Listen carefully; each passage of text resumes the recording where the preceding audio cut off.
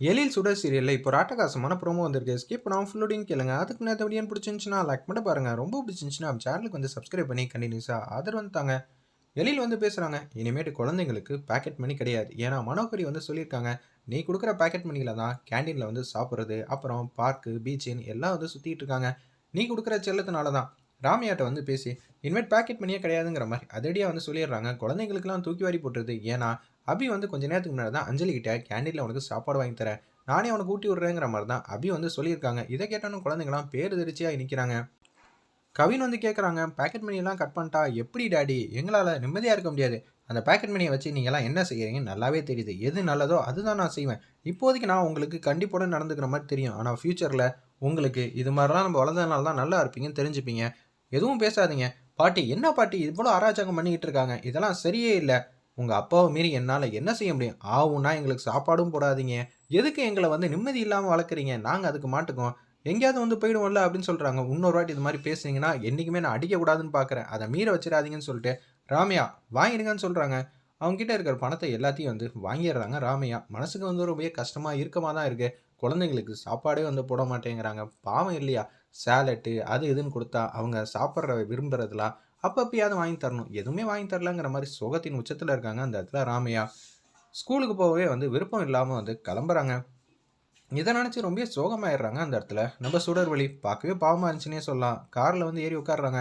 இன்னைக்கு சாப்பிட்ட மாரி தான். இனிமேட்டு சாப்பிட மாட்டோமே! என்ன பண்ண போறோம்? கேன்டீன்ல சாப்பிட முடியாது.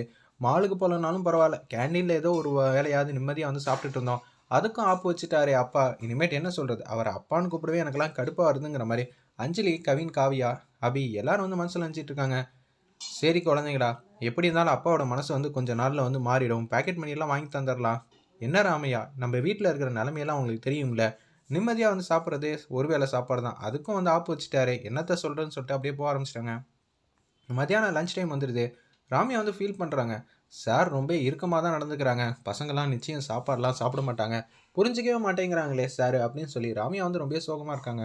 குழந்தைங்க வந்து சாப்பிடாம ஒவ்வொருத்தர் வந்து சாலடே பார்த்துக்கிட்டு இருக்காங்க. என்ன சொல்றதுன்னு தெரியல. இது சாப்பிடுறதுக்கு சாப்பிடாமயே இருக்கலாம். இத சாப்பிடாம எடுத்துட்டு போனா அதுக்கும் வந்து டாடி வந்து திட்டுவாங்க. என்ன பண்றதுன்னு தெரியாம அந்த கொண்டு வந்த சாப்பாடுலாம் குப்பை தொட்டியில வந்து கொட்டிட்டு ரொம்பவே டயர்டா வீட்டுக்கு சாயங்காலம் வந்து வந்துடுறாங்க.